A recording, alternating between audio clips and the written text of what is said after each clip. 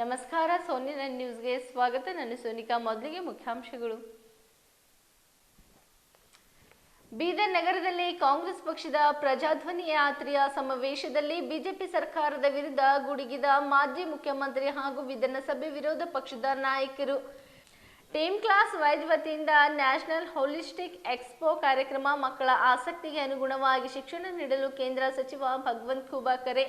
ಡ್ಯಾನ್ಮಲ್ ಯೋಜನೆಯಡಿಯಲ್ಲಿ ಬೀದಿ ಬದಿ ಆಹಾರ ಮಾರಾಟ ಮಾಡುವ ಬೀದಿ ವ್ಯಾಪಾರಿಗಳಿಗೆ ಆಹಾರ ಸುರಕ್ಷತೆ ಬಗ್ಗೆ ತರಬೇತಿ ಹಾಗೂ ಜನಜಾಗೃತಿ ಕಾರ್ಯಕ್ರಮ ಆಯೋಜನೆ.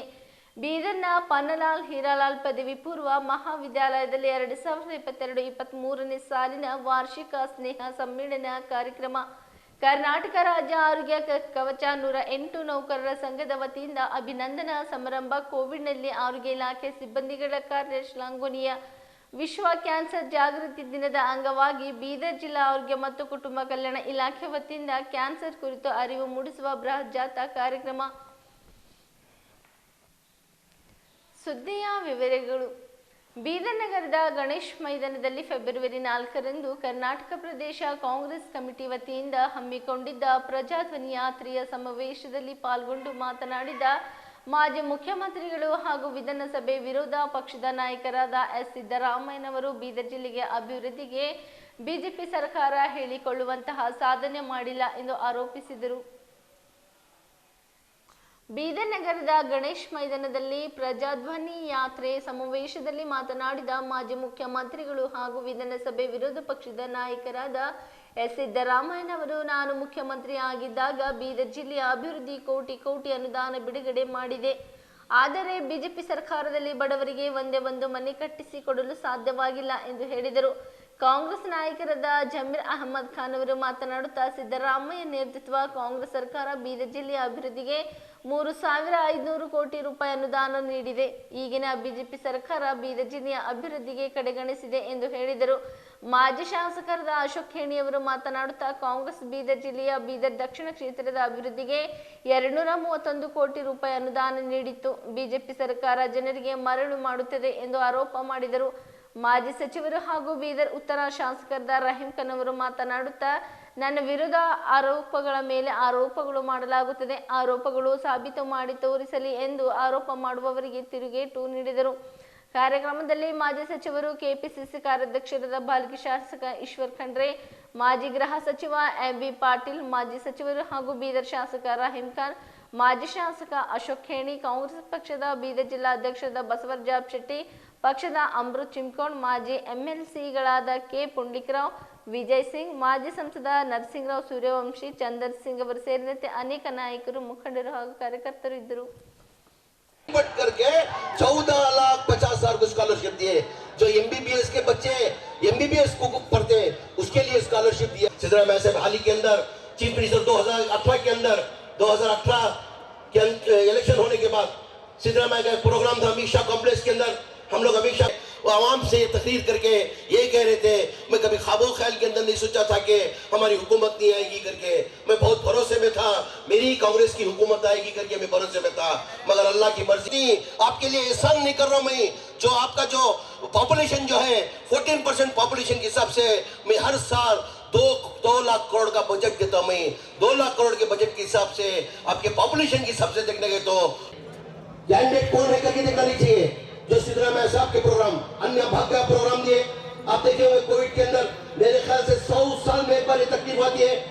ईश्वर खंडर मजबूरी मेरे हल्के के अंदर ज्यादातर करके ऑटो ड्राइवर है, कूली करने वाले हैं, मजदूरी करने वाले हैं. वो लोग बोल रहे थे सिद्धरामैया साहब की घर घर में फोटो रखे भूख के मरते थे करके. भूख से मर बचे आप लोग कोविड के अंदर. अभी को क्या चाहिए, दिन रात हम लोग मेहनत करते हैं. मतलब कितना है, हर महीने का 1,500 रुपए में 3,500 रुपए फ्री में आपको घर घर पहुंचा जाएगा. ये देखते हुए वक्त नहीं है हमारे लीडर जाना गुजारिश मेहरबानी करके इस बार कांग्रेस का कैंडिडेट नहीं देखना, खाली हमारी भलाई के लिए हमारी अमन सुकून के लिए कांग्रेस को. आदर ननगे बीदर जन 3 ಸಲ ಆಶೀರ್ವಾದ ಮಾಡಿದ್ರು.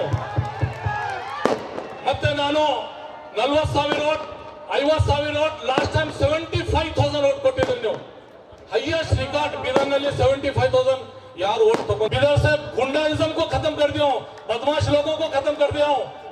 हर लोग, हर फ्रीडम, हर महिला, आप लोग हमेशा मेरा साथ दिए हैं। ಬೀದರ್ನ ಅಭಿವೃದ್ಧಿಗೆ ಯಾವುದೇ ಕೆಲಸಗಳನ್ನು ತಗೊಂಡ್ರು ಕೂಡ ಎಲ್ಲನೂ ಕೂಡ ಮಾಡಿಕೊಡ್ತಾ ಇದ್ದೆ. ಈಗ ಆಗ್ತದ ಸಲಹೆ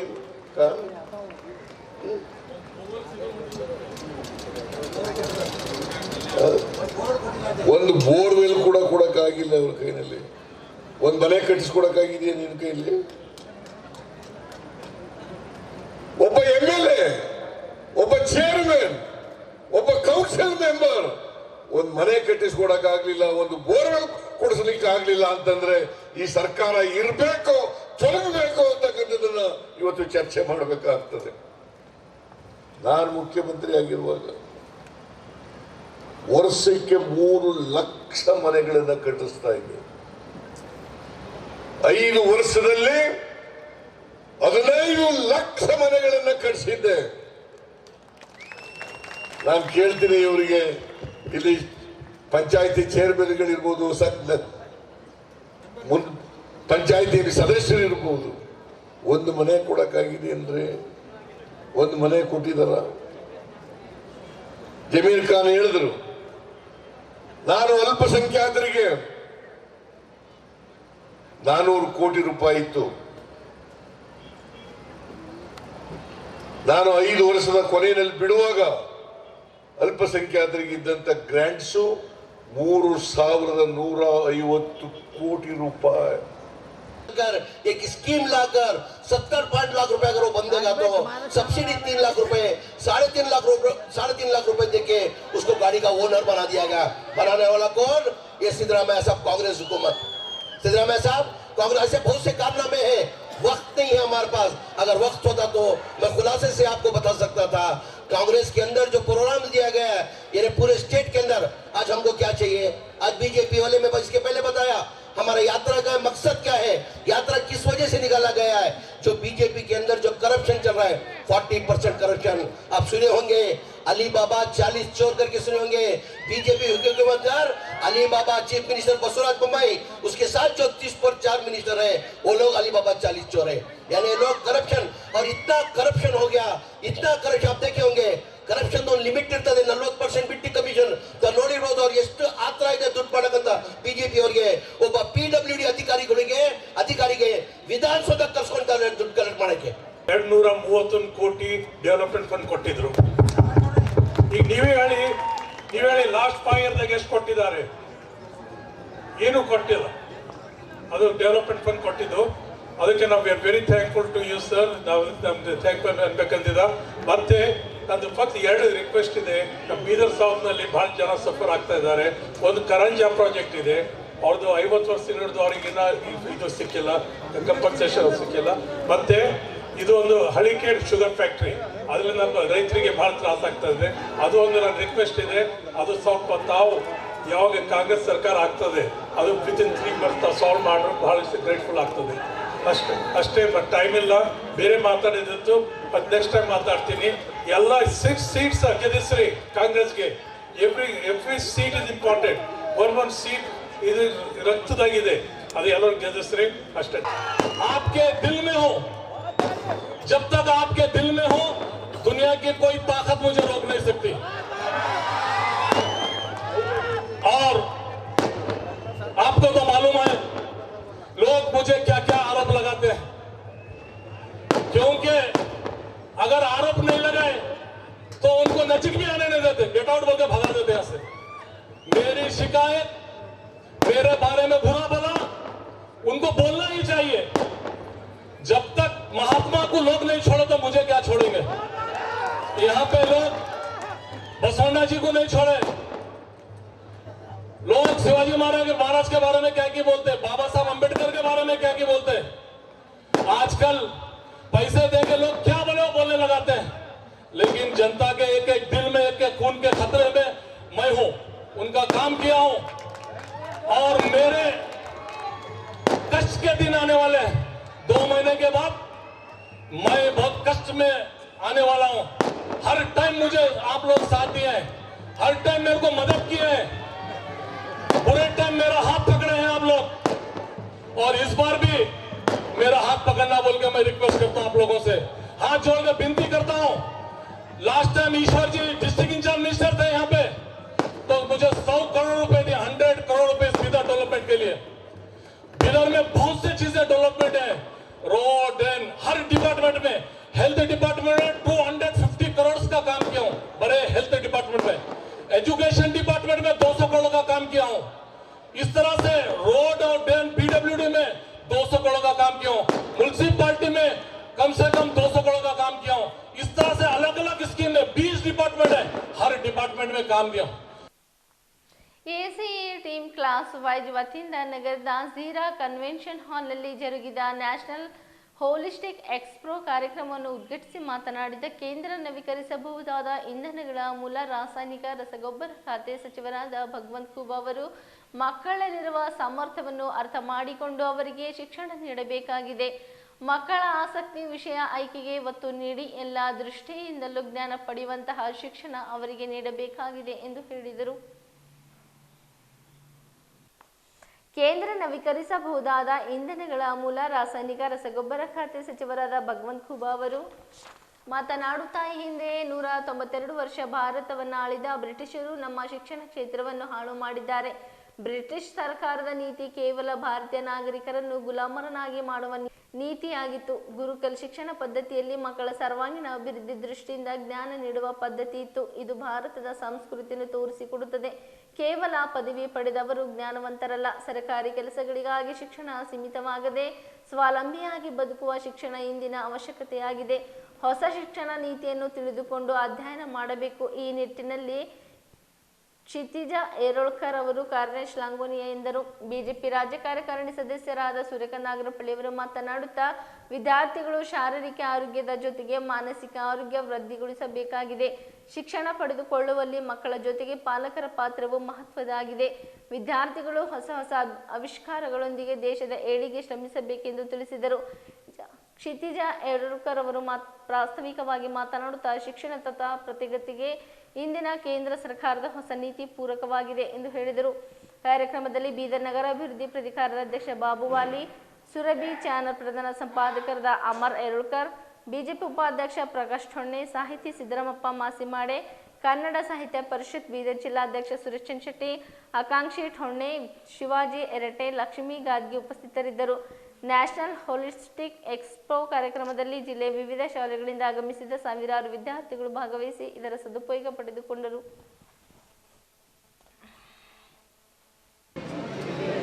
Infinity.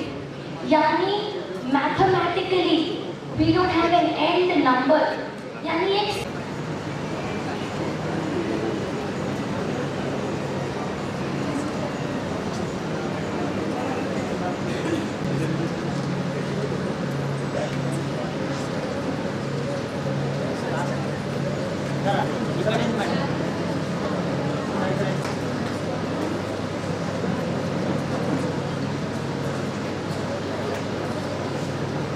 ಧನ್ಯವಾದಗಳು.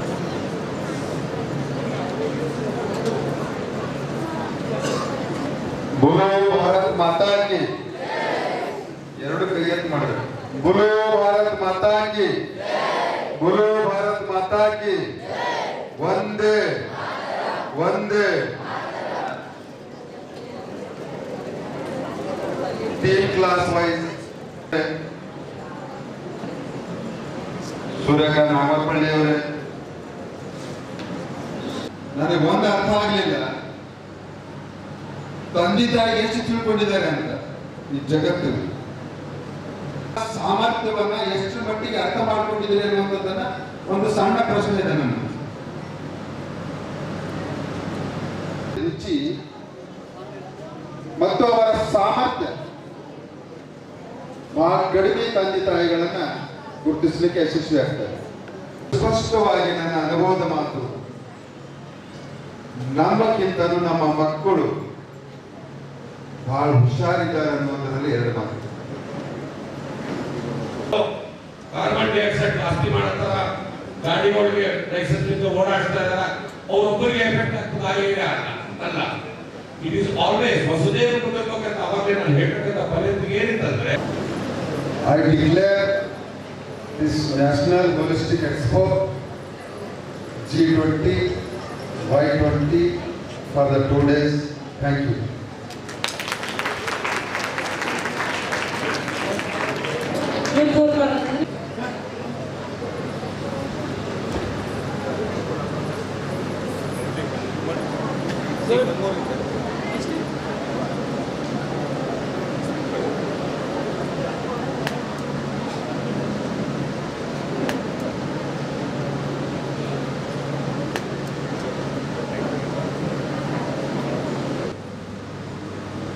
ಅದಕ್ಕೆ ಇವತ್ತು ಭಾರತ ಸರ್ಕಾರ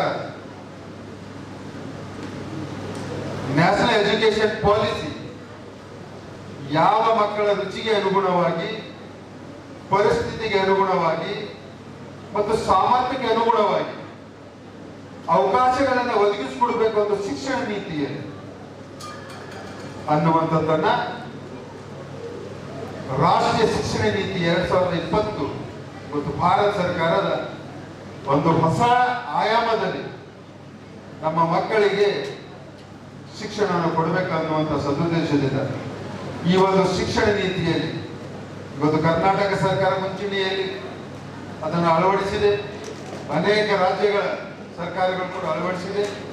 ಹೀಗೆ ಮುಂದಿನ ದಿನಗಳಲ್ಲಿ ಆ ಒಂದು ಶಿಕ್ಷಣ ನೀತಿಯಲ್ಲಿ ಕೇವಲ ಸರ್ಕಾರಿ ನೌಕರಿಗೆ ಮಾತ್ರ ಸೀಮಿತವಾದಂತಹ ಶಿಕ್ಷಣ ಅಲ್ಲ, ಪರಿಸ್ಥಿತಿಗೆ ಅನುಗುಣವಾಗಿ ಸಮಾಜದಲ್ಲಿ, ದೇಶದಲ್ಲಿ ಇರುವಂತ ಅವಕಾಶಗಳಿಗೆ ಯಾವ ರೀತಿ ಸದುಪಯೋಗ ಪಡಿಸಿಕೊಳ್ಬೇಕು ಅನ್ನುವಂತ ಮಾನಸಿಕತೆಯನ್ನು ಬಳಸಿಕೊಳ್ಳುವಂತ ಶಿಕ್ಷಣ ನೀತಿಯನ್ನು ಇವತ್ತು ಭಾರತ ಸರ್ಕಾರ ಮಾಡಿದೆ.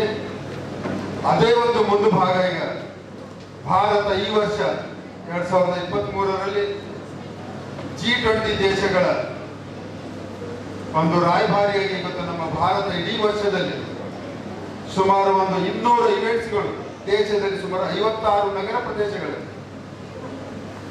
ಐತಿಹಾಸಿಕ ನಗರಗಳಲ್ಲಿ, ಐತಿಹಾಸಿಕ ಸ್ಥಳಗಳಲ್ಲಿ ಇವತ್ತು ಭಾರತ ಆ ಒಂದು ಜವಾಬ್ದಾರಿಯನ್ನ ನಿರ್ವಹಣೆಯನ್ನು ಮಾಡ್ತದೆ.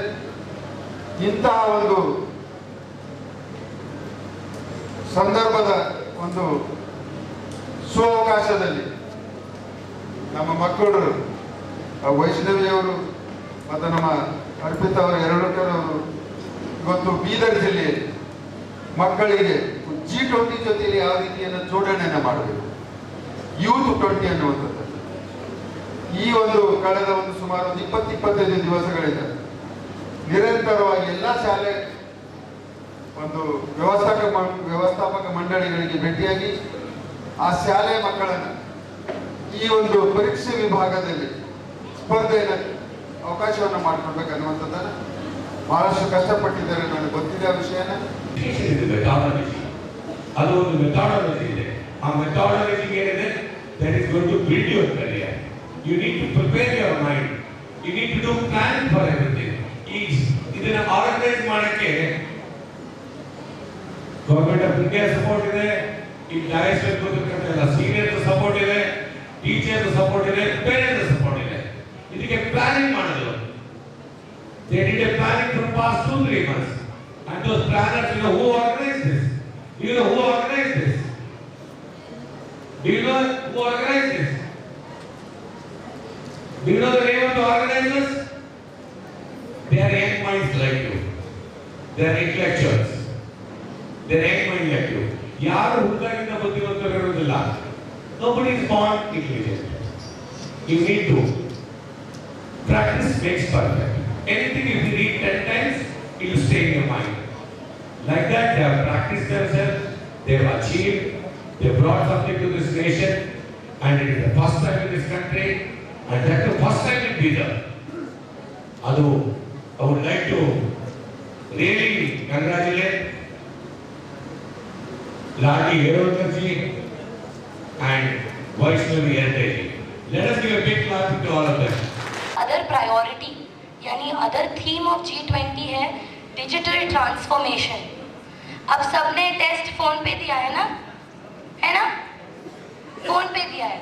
ऐसे छोटे छोटे चीज़ों में भी टेक्नोलॉजी बैठ गया है.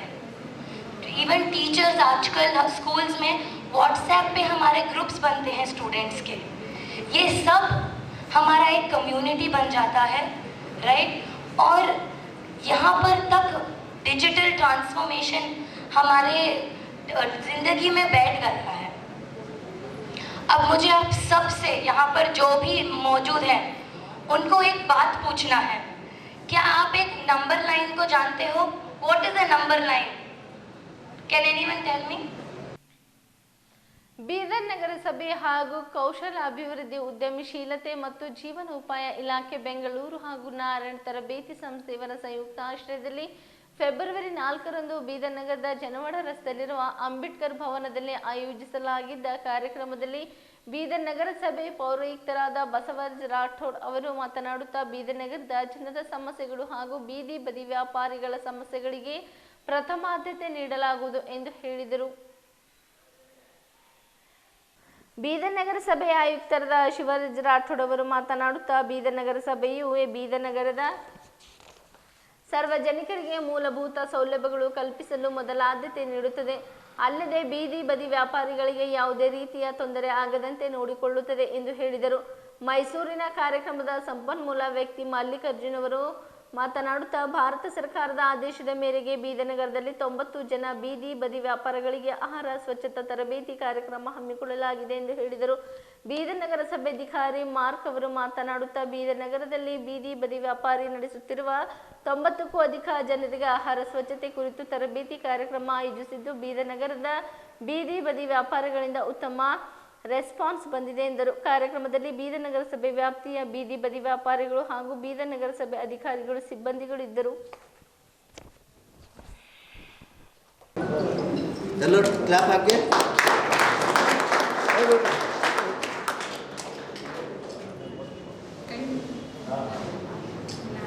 ಲೇಡೀಸ್ ಬರೋಣ,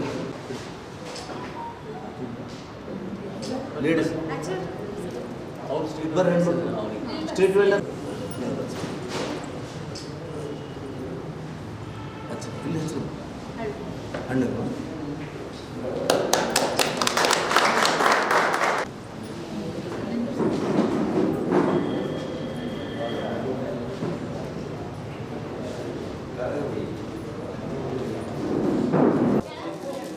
ಕಿಟ್ ಇದೆ ಸರ್, ಅಪ್ರೌನ್ ಇದೆ ಸರ್, 2 ಅಪ್ರೌನ್ ಇದೆ, ಹ್ಯಾಂಡ್ ಗ್ಲೌಸ್ ಇದೆ, ಮತ್ತು ಕ್ಯಾಪ್ ಇದೆ ಸರ್.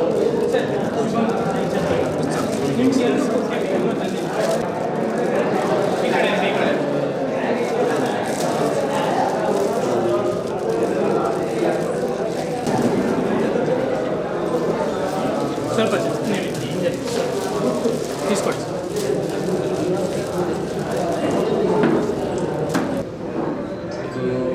ನಮ್ಮ ಮಾರ್ಕ್ ಅವರು ಬೀದಿ ಬದಿ ವ್ಯಾಪಾರಿಗಳಿಗೆ ಏನು ಟ್ರೈನಿಂಗ್ ಮಾಡ್ತಾ ಇದ್ದಾರೆ.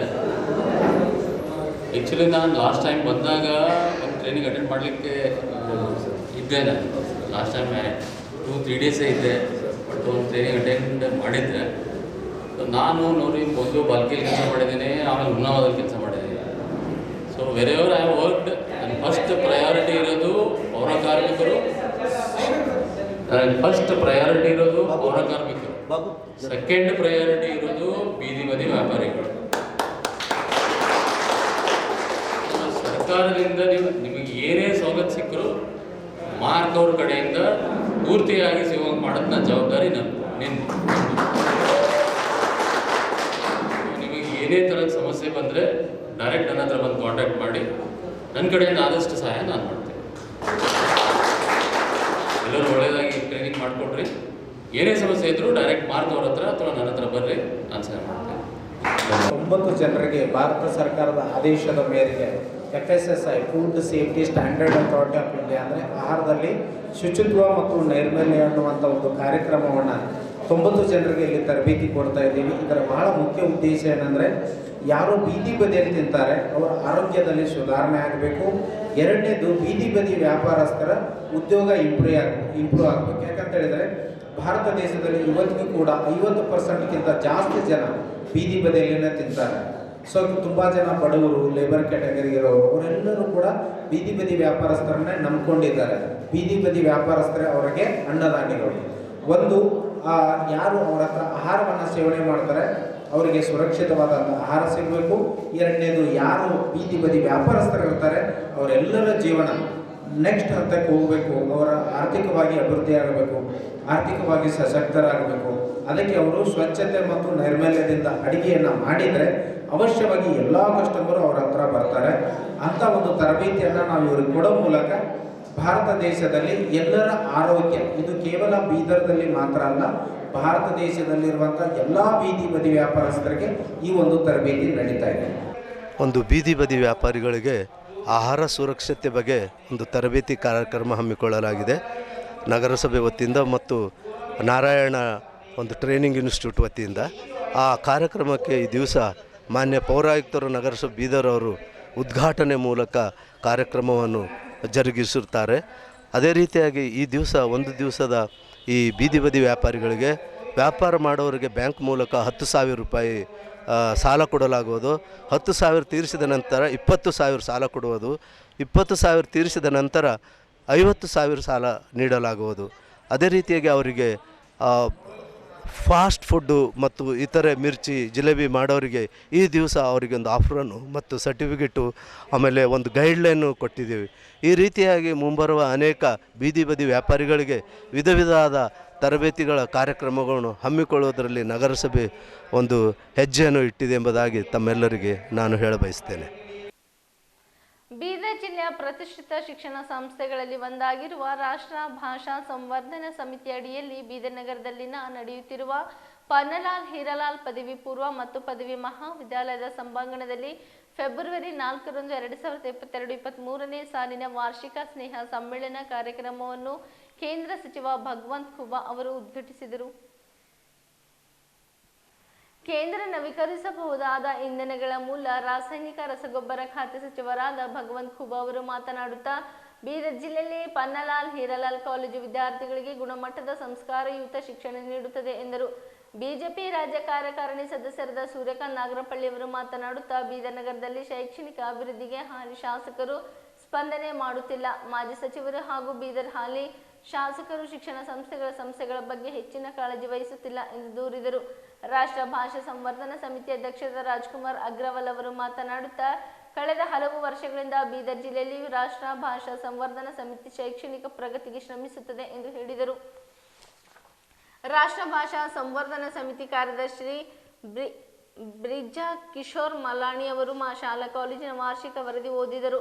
ಕಾರ್ಯಕ್ರಮದಲ್ಲಿ ರಾಷ್ಟ್ರ ಭಾಷಾ ಸಂವರ್ಧನಾ ಸಮಿತಿಯ ರಾಜೇಂದ್ರ ಸಿಂಗ್ ಪವಾರ್, ಸತ್ಯನಾರಾಯಣ, ಹನುಮನ್ ದಾಸಾಜಿ, ಮಾನದಾನಿಯಾ, ನಂದಕಿಶೋರ್ ವರ್ಮಾ, ಘನಶ್ಯಾಮ್ಜಿ ಗೋಯಲ್, ಜಗದೀಶ್ ಹೆಡಾ, ಶಿವರತ್ನ ಮಾಲಣಿಯವರು ಸೇರಿದಂತೆ ಶಾಲಾ ಕಾಲೇಜಿನ ವಿದ್ಯಾರ್ಥಿಗಳು ಸಂಸ್ಥೆ ಸಿಬ್ಬಂದಿಗಳು ಇದ್ದರು. ನೀವು ನಮಗೆ ಕುಡಿಯೋದಕ್ಕೆ ಬೆಂಚ್ ವ್ಯವಸ್ಥೆ ಮಾಡಿಕೊಡ್ತೀರಿ ಸರ್, ನಾವು ಕುಡಿಯೋದಕ್ಕೆ ನೀರು ಕೇಳಿದ್ರು ಬೋರ್ವೆಲ್ ವ್ಯವಸ್ಥೆ ಎಲ್ಲ ಮಾಡಿಕೊಟ್ಟರು. ನಿಮ್ಮ ಒಂದು ಸೇವೆ ಎದುರು ನಮ್ದು ಒಂದು ಚಿಕ್ಕ ಅಳಿಲು ಸೇವೆ ಅಂತ ನಾವು ಶ್ರೀ ನಂದಕಿಶೋರ್ ವರ್ಮಾ ಟ್ರಸ್ಟಿ ರಾಷ್ಟ್ರ ಭಾಷಾ ಸಂವರ್ಧನಾ ಸಮಿತಿ ಇವರಿಗೆ ಶ್ರೀ ಅಂತಪ್ಪ ಸರ್ ಅವರು ಪುಷ್ಪಗುಚ್ಛದೊಂದಿಗೆ ಸ್ವಾಗತಿಸಬೇಕಾಗಿ ಕೇಳಿಕೊಳ್ಳುತ್ತೇನೆ.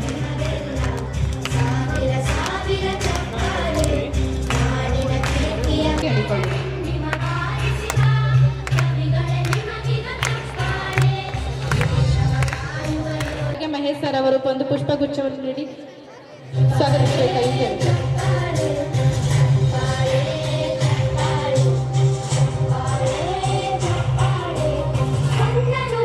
ಪ್ರೌಢಶಾಲಾ ವಿಭಾಗದ ಮುಖ್ಯೋಪಾಧ್ಯಾಯರಾಗಿರ್ತಕ್ಕಂಥ ಅಂಜಲಿನಾ ಮೇಡಮ್ ಅವರಿಗೆ ಸುಮತಿ ಮೇಡಮ್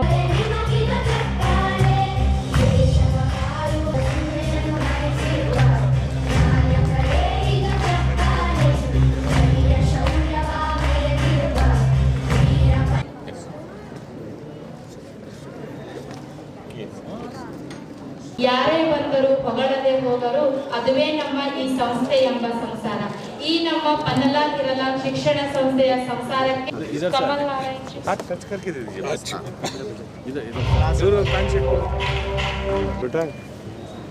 ಹೆಂಗ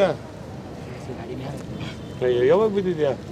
ಡಾಕ್ಟರ್ ನಮ್ಮ ಹಾಸ್ಪಿಟಲ್ ಕಳ್ಸಪ್ಪ, ನಂಗೆ ಕಾಲು ಕಟ್ ಮಾಡ್ಬಿಡ್ತಾರೆ ಅಷ್ಟೇ, ಇನ್ಫೆಕ್ಷನ್. ಈ ಒಂದು ಬೀದರ್ ನಗರ ಪ್ರದೇಶದಲ್ಲಿ ಸುಮಾರು 3 ಎಕರೆಯಲ್ಲಿ ಈ ಒಂದು ವಿದ್ಯಾಸಂಸ್ಥೆ ನಡೀತಾ ಇರುವುದು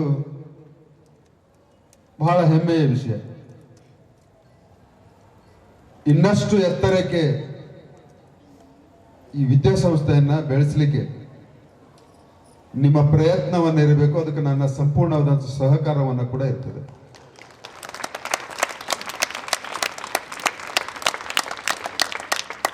ಹಿಂದಿನ ಕಾಲದಲ್ಲಿ ಇರುವಂತಹ ಶಿಕ್ಷಣ ಸಂಸ್ಥೆಯ ಪದ್ಧತಿ, ಆ ಒಂದು ರೂಢಿ ಸಂಪೂರ್ಣವಾಗಿ ಬದಲಾವಣೆ ಆಗಿದೆ. ಇವಾಗ ಎಲ್ಲ ಕ್ಷೇತ್ರಗಳಲ್ಲಿ ಸ್ಪರ್ಧಾತ್ಮಕ ಒಂದು ವಾತಾವರಣವನ್ನು ನಿರ್ಮಾಣವಾಗಿದೆ. ಸ್ಪರ್ಧಾತ್ಮಕದಲ್ಲಿ ನಾವು ಈ ಒಂದು ಶಿಕ್ಷಣ ಸಂಸ್ಥೆ ಕೂಡ ಯಾವುದೇ ಕಾರಣಕ್ಕೆ ಹಿಂದೆ ಬೀಳಬಾರದು. ಇಲ್ಲಿನ ಪ್ರಿನ್ಸಿಪಾಲ್ ಇರ್ಬೋದು, ಶಿಕ್ಷಕರು ಇರ್ಬೋದು, ತಾವೆಲ್ಲರೂ ನನಗೊಂದು ಜಾಬ್ ಸಿಕ್ತು ಅನ್ನುವಂಥ ಭಾವನೆಯಲ್ಲಿ ಇರಬಾರ್ದು ಅಂತ ನನ್ನ ಒಂದು ಕಳಕಳಿ ವಿನಂತಿ. एक प्रॉमिस किया था, पानी का हुआ. 2 प्रॉमिस किया हूं. आई वांटेड टू डू, एक बस देना है आपको, एक बस देना है. साथ में wanted to start computers. Interactive education के लिए मैं स्कूल को लिखा हूं. उन्होंने बोले कोई शासक के हाथ से या सिटिंग एमएलए के हाथ से किसी का लेटर दिलाइए, दे सकते हैं. बिकॉज ये जो बजट रहता है, स्पिल ओवर बजट बोलते हैं हम उसको. ये बजट जो इस साल का बजट थे, जो एमएलए लोग अपने अपने क्षेत्र में जो काम नहीं करते, उनका बजट बच जाता है. बिकॉज उनको ध्यान नहीं रहता है, वो खुद का घर, पेट्रोल बंक, घर वो बनाते इतना बजट बोल के बच जाता है.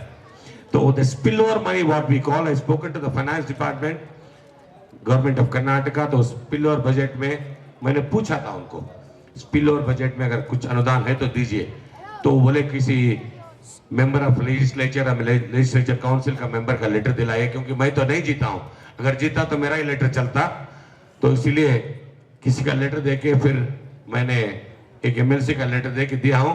भारत स्वतंत्र होने के बाद के आज तक के सबसे लोकप्रिय सांसद हमारे बीच में हैं और उनके बारे में केवल 2 ही शब्द कहना चाहता हूं. वे राजनीति नहीं करते, केवल लोगों की सेवा करते होंगे. आपको मालूम होना चाहिए हमारे सांसद नरेंद्र मोदी जी के प्रिय सांसद हैं. वो किस लिए हैं? किसानों के प्रति उनकी सेवा और भक्ति देखकर उनको बिदर में इतिहास लिखते हुए सेंट्रल गवर्नमेंट में मंत्री बनाया गया है. उसके लिए ये भी और एक बहुत बड़ी बात है. और आज वो हमारे बीच में हैं. आपको मालूम होना चाहिए बिदर में किसानों की सेवा के साथ साथ अपंग लोगों के लिए उन्होंने इसी प्रांगण में एक बहुत बड़ा कैंप आयोजित किया था. जिन गरीब लोगों को जो पैसा नहीं दे सकते थे, आर्टिफिशियल लिम्स, हाथ पैर लगाने का एक बहुत बड़ा कार्यक्रम किसी सांसद ने नहीं किया, माननीय भगवंत खोबा ने किया था. उसके लिए मैं उनको संस्था की ओर से, बिदर की जनता की ओर से धन्यवाद देता हूं. यहाँ पे पहली क्लास से लेके 7वीं क्लास तक हिंदी के गवर्नमेंट स्कूल थी. उसके बाद हाई स्कूल पढ़ने के लिए वो हिंदी मीडियम नहीं था, मराठी मीडियम और कन्नड़ मीडियम थे.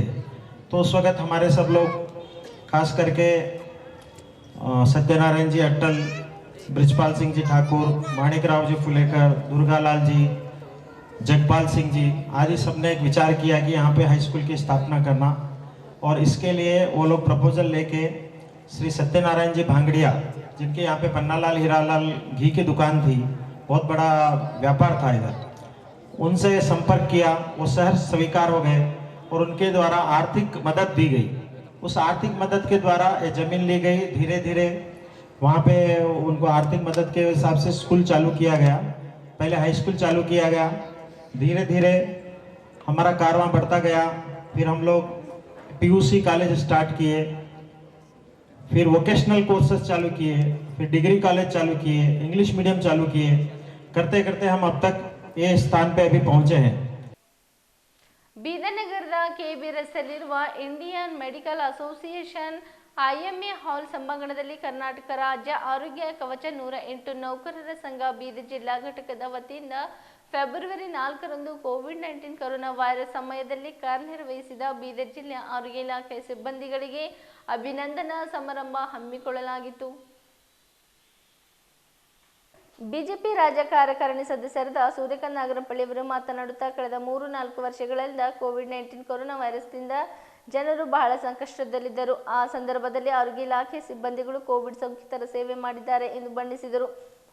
ಕರ್ನಾಟಕ ರಾಜ್ಯ ಆರೋಗ್ಯ ಕವಚ 108 ನೌಕರರ ಸಂಘ ಬೆಂಗಳೂರಿನ ಶ್ರೀಶೈಲ ಹಳ್ಳೂರವರು ಮಾತನಾಡುತ್ತಾ 2022ರಿಂದ ಆರೋಗ್ಯ ಇಲಾಖೆ ಸಿಬ್ಬಂದಿಗಳು ನಿರಂತರವಾಗಿ ರೋಗಿಗಳ ಸೇವೆಯಲ್ಲಿ ಬ್ಯುಸಿಯಾಗಿದ್ದಾರೆ. ಕೋವಿಡ್-19 ಸಂದರ್ಭದಲ್ಲಿ ಆರೋಗ್ಯ ಇಲಾಖೆ ವೈದ್ಯರು ಹಾಗೂ ಸಿಬ್ಬಂದಿಗಳು ರೋಗಿಗಳ ಸೇವೆಯಲ್ಲಿದ್ದರು ಎಂದು ಹೇಳಿದರು. ರಾಜ್ಯದ ದಲಿತ ಮುಖಂಡರಾದ ಮಾರುತಿ ಬೌದ್ಧ ಅವರು ಮಾತನಾಡುತ್ತಾ ಕಳೆದ 4 ವರ್ಷಗಳಿಂದ ಆರೋಗ್ಯ ಇಲಾಖೆ ಸಿಬ್ಬಂದಿಗಳು ತಮ್ಮ ಜೀವದ ಹಂಗು ತೊರೆದು ರೋಗಿಗಳ ಸೇವೆ ಮಾಡಿದ್ದಕ್ಕೆ ಧನ್ಯವಾದಗಳು ಹೇಳಿದರು. ಮಾದಿಗ ದಂಡೋರ ಹೋರಾಟ ಸಮಿತಿಯ ಫರ್ನಾಂಡಿಸ್ ಇಪ್ಪಳಗೋ ಅವರು ಮಾತನಾಡುತ್ತಾ ಕರ್ನಾಟಕ ರಾಜ್ಯ ಆರೋಗ್ಯ ಕವಚ 108 ವಾಹನ ಚಾಲಕರು ತಮ್ಮ ಜೀವನದ ಬಗ್ಗೆ ಚಿಂತಿಸದೆ ಕೋವಿಡ್ ರೋಗಿಗಳ ಜೀವ ಉಳಿಸಲು ಹಗಲಿರುಳು ಪ್ರಯತ್ನ ಮಾಡಿದ್ದಾರೆ ಎಂದು ಹೇಳಿದರು. ಕರ್ನಾಟಕ ರಾಜ್ಯ ಸರ್ಕಾರಿ ಶೋಷಕ ಅಧಿಕಾರಿಗಳ ಸಂಘದ ಉಪಾಧ್ಯಕ್ಷರಾದ ರಾಜ್ಕುಮಾರ್ ಮಾಳ್ಗೆ ಅವರು ಮಾತನಾಡುತ್ತಾ ಕರ್ನಾಟಕ ರಾಜ್ಯ ಆರೋಗ್ಯ ಕವಚ 108 ವಾಹನ ಚಾಲಕರು ಕೋವಿಡ್-19 1ನೇ, 2ನೇ ಮತ್ತು 3ನೇ ಜಿಲ್ಲೆಯಲ್ಲಿ ಉತ್ತಮವಾಗಿ ಕಾರ್ಯನಿರ್ವಹಿಸಿ ಆರೋಗ್ಯ ಇಲಾಖೆಗೆ ಹೆಸರು ತಂದಿದ್ದಕ್ಕೆ ಅಭಿನಂದನೆಗಳು ತಿಳಿಸಿದರು. ಕಾರ್ಯಕ್ರಮದಲ್ಲಿ ಬ್ರಿಮ್ಸ್ ಜಿಲ್ಲಾ ಶಸ್ತ್ರಚಿಕಿತ್ಸಕ doctor Ram Mahesh Biradar, doctor Rajashekhar Patil, Umesh Biradar, Mohan Singh Aslim, Prakash GM, Mallikarjun Kalaburagi, Shabodin, Arun Kumar, Suresh Biradar, Mallika Madige, Santosh Tengulagi ಅವರು ಸೇರಿದಂತೆ ಅನೇಕ ಆರೋಗ್ಯ ಇಲಾಖೆಯ ನೌಕರರು ಸಿಬ್ಬಂದಿಗಳಿದ್ದರು. ಈ ಕಾರ್ಯಕ್ರಮಕ್ಕೆ ಆಗಮಿಸಿದ್ದಾರೆ. ಈಗ ಮೊದಲನೇದಾಗಿ ಶ್ರೀ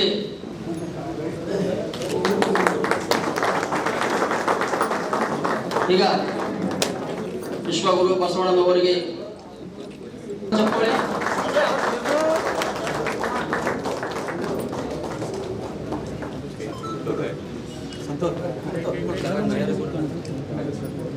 ಒಬ್ಬರು ತಾಯಿ ಕೊಡಿ, ಒಬ್ಬರಿಗೆ ಹೆಣ್ಮಕ್ಳು ಬರಚ್ಚಿ ಅಭಿನಂದನಾ ಸಮಾರಂಭವನ್ನು ಉದ್ಘಾಟನೆ ಮಾಡ್ತಾ ಇದ್ದೀವಿ. ಜೋರಾದ ಚಪ್ಪಾಳೆ.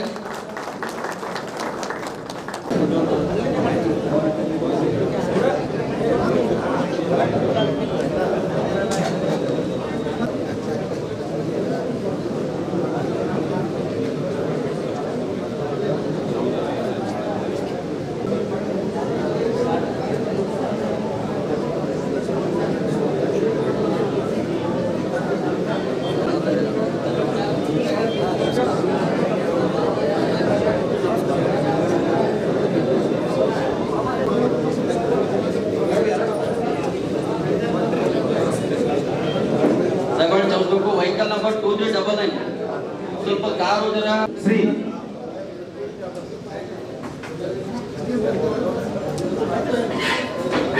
ಉದ್ಘಾಟಕರಾಗಿ ಶ್ರೀ ನಮ್ಮ ನಿಮ್ಮೆಲ್ಲರ ನೆಚ್ಚಿನ ಜನನಾಯಕರು ಶ್ರೀ ಸೂರ್ಯಕಾಂತ್ ಸರ್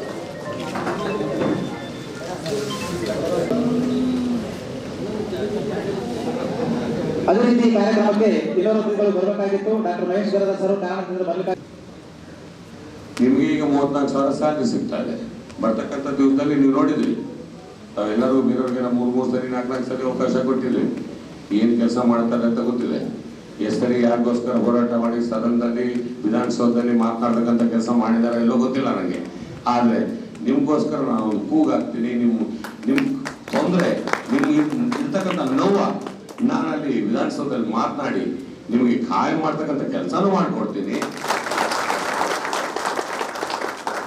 ಜೊತೆಗೆ ಅಷ್ಟು ಜನಕ್ಕೆ ಒಂದು ಸ್ಪೆಷಲ್ ಕ್ಯಾಟಗರಿ ಮೇಲೆ ಈಗೆಲ್ಲ ಮಾರ್ಷಸ್ಥಾನ ಕೊಡ್ತಕ್ಕಂಥ ಕೋವಿಡ್ ಸಮಯದಲ್ಲಿ ಆಗಿತ್ತು. ಶ್ರೀಶೈಲ ಅಧ್ಯಕ್ಷರು ಮಾರ್ಷಸ್ಥಾನ ಕೂಡ ಕೊಟ್ಟಿದ್ರು. ಅದೇ ಕ್ಯಾಟಗರಿಯಲ್ಲಿ ನಾವು ಫ್ರಂಟ್ ಲೈನ್ ವಾರಿಯರ್ಸ್ಗೆ ಮೊನ್ನೆ ಕೂಡ ಹೇಳಿದ್ದೀನಿ ನಾನು. ಫ್ರಂಟ್ ಲೈನ್ ವಾರಿಯರ್ಸ್ ಅವ್ರ ಜೀವನ ತ್ಯಾಗ ಮಾಡಿದ್ದಾರೆ, ಸುಭದ್ರವಾಗಿ ಸಮಾಜನ ಇಕ್ಕಿದ್ದಾರೆ. ಅಂಥವ್ರಿಗೆ ನಾವು ಗೌರ್ಮೆಂಟ್ ಕಡೆಯಿಂದ ಐಡೆಂಟಿಫೈ ಮಾಡಿ ಅವ್ರಿಗೆ sites, properties plus loan, 0 interest ಮೇಲೆ ಲೋನ್ ಕೊಡ್ತಾರೆ ಮನೆ ಕಟ್ಸಕ್ಕೆ. ಬರೀ ಈಗ ಕೆಲವರಿಗೆ ಮನೆ ಇರ್ತದ್ರೆ ಸೈಟ್ ಇರಲ್ಲ, ಸೈಟ್ ಇದ್ರೆ ಲೋನ್ ತಗೊಂಡ್ರೆ ಜಾಗ ಇಲ್ದ್ರೆ ಲೋನ್ ಆಗೋದಿಲ್ಲ. ಜಾಸ್ತಿ ಕಾಂಪ್ಲಿಕೇಶನ್ ಮಾಡಿದ್ರೆ, ಜಾಸ್ತಿ ಪ್ಯಾರಾಮೀಟರ್ಸ್ ಹಾಕ್ತಾರೆ. ಸಿಂಪಲ್ ಆಗಿ ಶೂನ್ಯ ಬಡ್ಡಿ ಮೇಲೆ ಅವ್ರಿಗೆ ದುಡ್ಡು ಕೊಡ್ತಕ್ಕಂಥದ್ದು, ಯಾಕಂದ್ರೆ ಬಡ್ಡಿ ಕಟ್ಟಕ್ಕಾಗೋದಿಲ್ಲ, ಶೂನ್ಯ ಬಡ್ಡಿ ಮೇಲೆ ದುಡ್ಡು ಕೊಡ್ತಕ್ಕಂಥದ್ದು ಅವ್ರಿಗೆ ಒಂದು ಐಡೆಂಟಿಫೈ ಮಾಡಿ, ಸೈಟ್ಸ್ ಐಡೆಂಟಿಫೈ ಮಾಡಿ ಜಿಲ್ಲಾಧಿಕಾರಿ ಕಡೆಯಿಂದ ಒಂದು ಲೇಔಟ್ ಅನ್ನು ಮಾಡಿಸ್ಕೊಟ್ಟು ಒಂದು ಸೈಟ್ ಮಾಡ್ಕೊಡ್ಬೇಕಂತ, ಅದು ಕೂಡ ಮಾಡ್ಬೇಕಂತ ನನಗೆ ಫರ್ನಾಂಡಿಸ್ ಅವರು ಹೇಳಿದ್ರು. ಅದು ಕೂಡ ಈಗ ಆಗಲಿಲ್ಲ ಅಂದ್ರೆ ಇನ್ನೊಂದು 2-3 ತಿಂಗಳಲ್ಲಿ ತಮಗೂ ಗೊತ್ತಿದೆ, ಚುನಾವಣೆ ಇದೆ, ಚುನಾವಣೆ ಶಾಸಕನ ಆದ್ಮೇಲೆ ನಾನು ಪೂರ್ಣ ಭರವಸೆ ಕೊಡ್ತೀನಿ, ನಿಮ್ಗೆ ಈ ಕೆಲಸ ನಾನು ಮಾಡ್ಕೊಡ್ತೀನಿ ಅಂತಕ್ಕಂಥ ಪದಾಧಿಕಾರಿಗಳಿಗೆ, ರಾಜ್ಯದ ಪದಾಧಿಕಾರಿಗೆ ಅಭಿನಂದಿಸ್ತೀನಿ. ಯಾಕಂದ್ರೆ ಒಂದು ಸಾಧಾರಣ ಮಾತಲ್ಲ. 4,000 ರೂಪಾಯಿ ಇದ್ದು ಇವತ್ತ 34,000 ರೂಪಾಯಿ ಕೆಲಸ ಆಗೋ ತನಕ ಏನು ಹೋರಾಟ ಮಾಡಿದ್ವಿ. ಈ ಹೋರಾಟದ ಫಲ ಇವತ್ತೇ ಕಾರ್ಯಕ್ರಮ ನೀವು ಇವತ್ತೇ ರೂಪಿಸಿರಿ. ಇದಕ್ಕೆ ಮತ್ತೊಮ್ಮೆ ಅಭಿನಂದನೆ. ನಮ್ಮ ಪರಣಸ್ವಾಮಿ ಹೇಳ್ದಂಗೆ, ನಮ್ಮ ರಾಜು ಹೇಳ್ದಂಗೆ, ನಾವು ಇವ್ರು ಮಾತಾಡೋಕ್ಕಿಂತ ನಾನು ಮಾತು ಮುಗಿಸ್ಕೊಂಡು, ಯಾಕಂದ್ರೆ ನಾನು ಡಾಕ್ಟರ್ ಅವರು ಅದೇ ಮಾತಾಡಿದ್ರು. ಕೊರೋನಾ ಇದ್ದ ಟೈಮಿಗೆ ಯಾರು ಮನ್ಯಾಗ ತೀರ್ಕೊತ್ರು ಅಥವಾ ಬೆಮಾರಿ ಗೊತ್ತರು ಆ ಸಮಯಕ್ಕೆ ಅವ್ರು ಮನೆಯೇ ಮುಟ್ಕೋತಿಲ್ಲ. ಅಂಥ ಸಮಯಕ್ಕೆ ಆರೋಗ್ಯ ಕವಚದವರು ಕೆಲಸ ಮಾಡಿದ. ಇಂಥ ಕೆಲಸ ಇವತ್ತು ಯಾರಾದರೂ ಕರ್ನಾಟಕದಲ್ಲಿ ನಮ್ಮ ಓಲ್ಡ್ದಾಗೆ ಏನಾದರೂ ಕೆಲಸ ಮಾಡಿದ್ರೆ ಹೆಲ್ತ್ ಡಿಪಾರ್ಟ್ಮೆಂಟ್ ಯಾರು ಕಣ್ಣಿಗೆ ಕಾಣ್ತಾ ಇಲ್ಲ. ಅಷ್ಟು ಆ ಕೊರೋನಾ ಮುಂದುವರಿತಿತ್ತು. ಅದಕ್ಕೆ ಏನಾದ್ರು ತಡೆ ಮಾಡಬೇಕು, ಅದಕ್ಕೆ ರುಖಿಸ್ಬೇಕಂತ ಇವತ್ತು ಏನಾದ್ರು ಕೆಲಸ ಮಾಡೋದು ಹೆಲ್ತ್ ಡಿಪಾರ್ಟ್ಮೆಂಟ್. ಅದಕ್ಕೆ ನಾನು ಎಲ್ಲ ಹೆಲ್ತ್ ಡಿಪಾರ್ಟ್ಮೆಂಟ್ ಇವತ್ತು ಒಂದು 108 ಅಲ್ಲದೆ ಇವತ್ತು ಹಾಸ್ಪಿಟಲ್ ನರ್ಸ್ ಇದ್ರು, ಡಾಕ್ಟರ್ಸ್ ಇದ್ರು, ಎಲ್ಲ ಸೀಪರ್ಸ್ ಇದ್ರು, ಎಲ್ಲ ಡಿ ಗ್ರೂಪ್ ಎಂಪ್ಲಾಯ್ಸ್ ಕೂಡ ಎಲ್ಲರೂ ಕೆಲಸ ಮಾಡಿದ್ರು. ಅದಕ್ಕೆ ಎಲ್ಲರೂ ಕೂಡ ನಿಮ್ಮ ಪರವಾಗಿ ನಾ ಇವತ್ತು ಈ ಒಂದು ಸಂದರ್ಭದಲ್ಲಿ ಅವ್ರಿಗೆ ಕೂಡ ಎಲ್ಲರಿಗೆ ಅಭಿನಂದಿಸ್ತೀನಿ. ದ್ವಾಪರ ಯುಗದಾಗ ಅಂಜನೇಯ ಹನುಮಂತೇವರು ಸಂಜೀವನಿ ತರಕ್ಕೆ ಹೋಯ್ತಾರಂತ ಯಾರಾದ್ರೂ ಅಪಘಾತದಲ್ಲಿದ್ದಾಗ, ಇವತ್ತು ಅಂಥ ಕೆಲಸ ಯಾರೋ ಸಂಜೀವನಿ ತರಂತ ಕೆಲಸ ತಮ್ಮ ಜೀವದ ಹಂಗೆ ತೊರೆದು ಮಾಡ್ತಾರ. ಎಲ್ಲೋ ಒಂದು ಆಕ್ಸಿಡೆಂಟ್ ಆಗ್ತಂದ್ರೆ ಆ ಪೇಷಂಟ್ ಕಂಪ್ಲೇಂಟ್ನ ಹಾಕೊಂಡು ತನ್ನ ಜೀವದ ಪರವಿಂದನೇ ಎಷ್ಟೋ ಜನ ಹಾಸ್ಪಿಟಲ್ ಮುಗಿಸಂತ ಕೆಲಸ ಮಾಡ್ತಾರೆ. ಅಂಥ ಸಮಯದಲ್ಲಿ ಎಷ್ಟೋ ಆಕ್ಸಿಡೆಂಟ್ ಆಗಿ ಆ ಗಾಡಿ ಓಡಿಸ್ತಕ್ಕಂಥ ವಾಹನ ಚಾಲಕರು ತೀರ್ಕೊಂಡ್ರೆ ಅದ್ರ ಪೇಷಂಟ್ಗಳಿಗೆ ಬಸ್ ಅಂತ ಕೆಲಸ ಮಾಡಿದ್ರು. ಬಂದಿಲ್ಲ ಇವತ್ತು ಅವ್ರು ಸಂಜೀವನಿ ತರಂತ ಕೆಲಸ ಹನುಮಂತೇವ್ರು ಮಾಡಿದಾರೆ. ಇವತ್ತು ಆಸ್ಪತ್ರೆ ತಮ್ಮ ಜೀವದ ಹಂಗೆ ತೊರೆದು ಮುಗಿಸಂತ ಕೆಲಸ ಯಾರು ಮಾಡ್ತಾರಂದ್ರೆ 108 ನಡೆಸ್ತಕ್ಕಂಥ ಡೋರ್ಗಳು ಹಾಗೂ ಸ್ಟಾಫರ್ಸ್ಗಳು.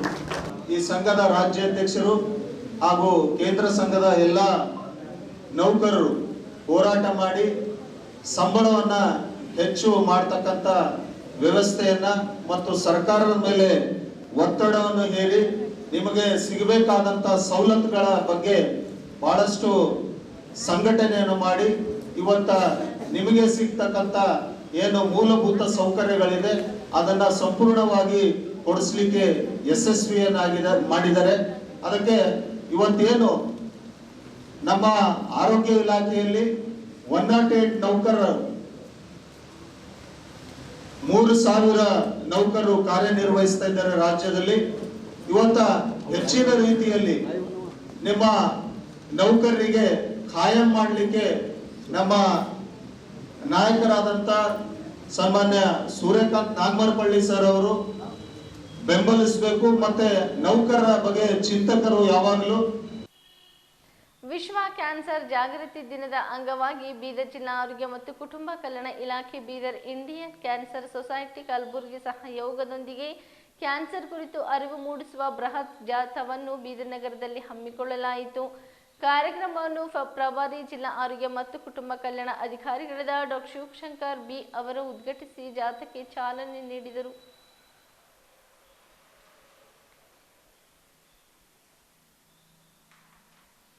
ಇಲ್ಲಿವರೆಗೆ ಸುದ್ದಿ ಕೊಟ್ಟಿದ್ದು ನಾನು ಸೋನಿಕಾ. ಮುಂದಿನ ಸುದ್ದಿಯೊಂದಿಗೆ ಮತ್ತೆ ಭೇಟಿಯಾಗೋಣ. ವಂದನೆಗಳು.